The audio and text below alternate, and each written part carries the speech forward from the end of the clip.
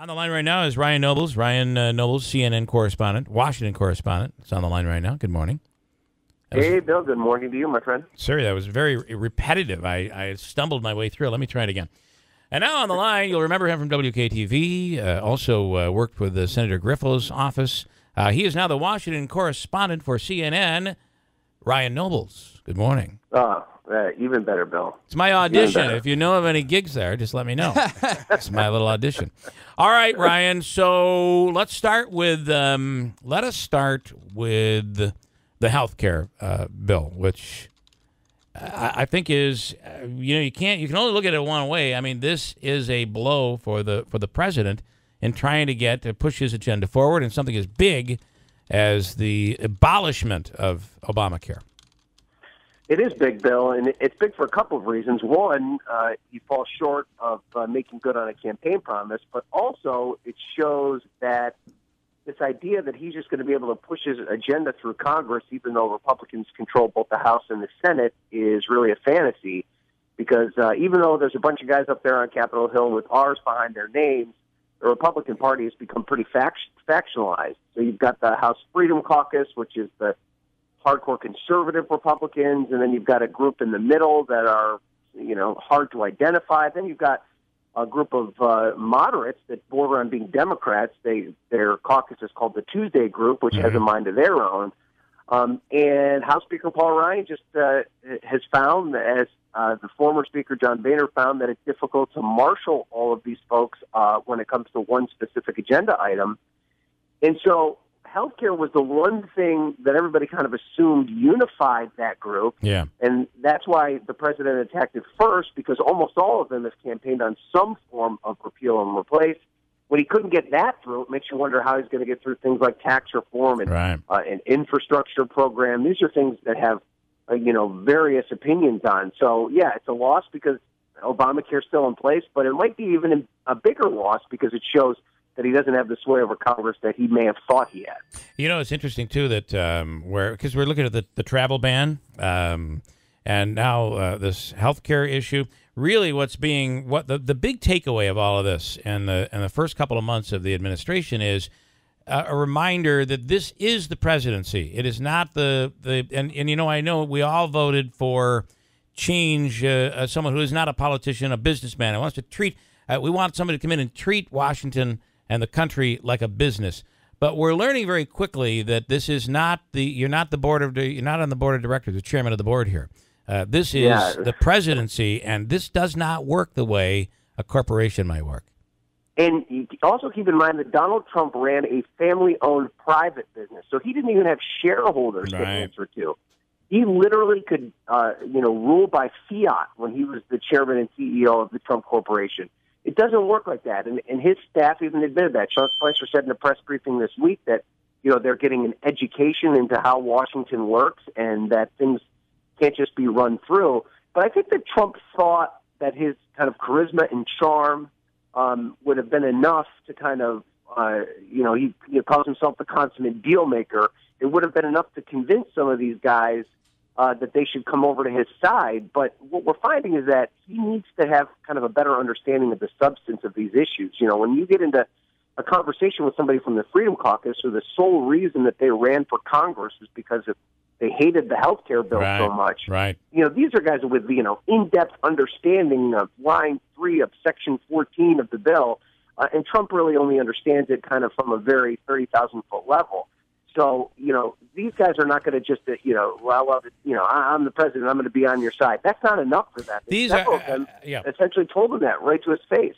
These are people that, and this is something that's really important to note, these are people that these people have strong beliefs, and and they're not there for the money. These are the type of people that we really, I guess you'd say, we really want to be our politicians. They stand by what they believe in. It's not about money. They cannot be bought, and that's tough because when you're the head of a company like Donald Trump, there's always there's going to be that sweet spot. You're going to be able to hit them with the right amount of money, and it's going to work. These people. There's no amount of money, I don't believe, or offering them deals. I mean, these are big issues that they're not going to waver on at all.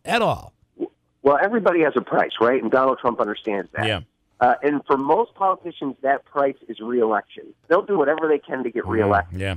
But what we've created in this country is a system where districts are so gerrymandered that if you can get as far to the right or to the left in certain districts in this country, you're basically in a situation where you never have to worry about being reelected. And these guys that are in the Freedom Caucus represent the 30 or so most conservative districts in the country that these state legislatures purposely, engineered so that those specific parties would get reelected time after time after time. So these guys understand exactly what the districts want. And so the president doesn't have any idea how that works. And, even though Donald Trump is very popular with Republicans, he's not necessarily ideologically a Republican when it comes to every specific issue. Right. So he's a little more malleable when it comes to this stuff. These guys in these districts are not. They understand that their constituents expect a certain thing from them. That's what they went to Washington to do. Yeah, period. And the Freedom Caucus isn't, they don't care about that. They know they can continue to get reelected if they remain a no vote on things like that. And they also know the power they have. I mean, the Democrats, it's going to be hard for the president to find a moderate or Democrat that's willing to actually abandon the Democratic Party at this point where they feel they really have an advantage because there's a split in the Republican Party. So there's some power to that far right.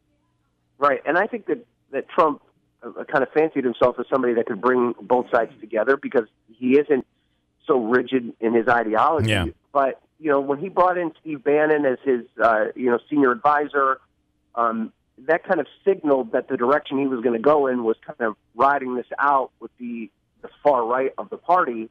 And now I think he's soured any potential negotiation that he could have with moderate Democrats, which now they're saying, oh, well, we want moderate Democrats to work with us.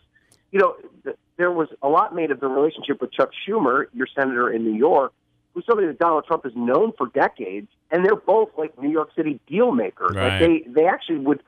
The marriage has the potential to be something good. But last night they had a reception at the White House, and it was a bipartisan reception of senators and their spouses. And Trump actually made note of the fact that Schumer was there and said hello to them. It's the first time the two men have had any kind of interaction in about 3 weeks. They're not even talking to each other. So if he can't even, get in a conversation with Chuck Schumer, the idea that somehow they're going to be able to pull over a faction of Democrats to help his agenda is really a fantasy. Ryan, I just want to, just for fun, I want to read you. There you go. I knew it. Blaming Trump. The obstructionist made him break a campaign promise. Give it up, Bill and Ryan. Listen to your gloating over obstructionism. I love Trump because he's got you media fakes jumping up and down. Do you want to touch that? Yeah, I do actually, and I think that I assume that comes from Twitter. That's actually a very good point. I hope the listener is still listening because he is right. I don't necessarily blame all of this on Donald Trump. He certainly didn't maybe understand the situation as well as he could have. But at some point, there needs to be a day of reckoning for the Freedom Caucus. They're unquestionably a faction of the Congress that votes no on everything. Right. And to me, even though your constituents may want something, a certain way, part of the reason that you get elected is to go to Washington and do something. If your job is just to go up there and tell people no all the time, you're not doing your job. And so I do. Yep. And I believe that the Freedom Caucus really sold Donald Trump out on this. At one point they were in a room and Trump gave them almost everything they were asking for, and then they still told him no. So the person who tweeted has a point there. It's hard to negotiate with someone that's just going to say no matter what you offer them. I want to tell you that what I find that is most interesting about this, and you keep hearing, the Democrats are not going to allow Donald Trump to do anything. They're out to get him, et cetera, et cetera, et cetera. It's time we all understand Donald Trump's biggest problem right now is within his own party. Therein lies. That's the only thing that's going to prevent him from moving that agenda forward. You agree with that? Yeah, absolutely. And it was really the Republicans who decided, they've been the party they've been an opposition party for 10 years. The House Speaker said it this week. They've really made a living on saying no to everything that happened with the Obama administration and, even the latter part of the Bush administration. And so there's no way that he can push his agenda through unless he gets those Republicans to get on his side. At least 218 of them. Well, who knows? Maybe on taxes they'll all agree. I don't know. That's going to be another biggie. Well, the problem with taxes is, if you ask a Republican individually, do you support tax reform? They all say yes. Mm-hmm. But then you say, well, do you support a complete overhaul of the tax code? Do you support some sort of a tax break for the middle class? They all have different ideas as to what tax reform is. Taxes are incredibly complicated. We all know that. We're just, finished filing our taxes, or you're getting close to finishing filing your taxes. The idea that you're just going to flip a switch and overhaul a program that's been in place for more than 30 years is, a tall order. So, it may sound good, but the idea that you're going to get them all on the same page is really slim. And then the idea that Democrats are going to want to get involved in things like slashing deductions or, making it, getting rid of things like the alternative minimum tax or the estate tax. These are things that Democrats are not going to want to go along with. So, it's just as complicated of a challenge that the president has in front of him. I can't wait to hear you on CNN use my my Kerplunk game analogy, because it's exactly it. And the tax. This is a perfect analogy for the tax code. Kerplunk. Yeah. Just watch it all go down. Yeah. And that doesn't even begin to scratch the surface of the issues that he's dealing with Russia, which is also a big cloud over all this. It's hard for him to convince people that he's worth investing in when you've got the cloud of this Russian investigation hanging over you, and now you have maybe suspicious activity with the chairman of the House Intel Committee. I mean, these are all things that make his life difficult. We could just have gone on all morning long just talking about the Russia thing, but we're out of time. I appreciate it. Ryan Noble, CNN, we appreciate your time. Thanks so much. All right. Thank you, Bill. Have a good one. Have a good week, man.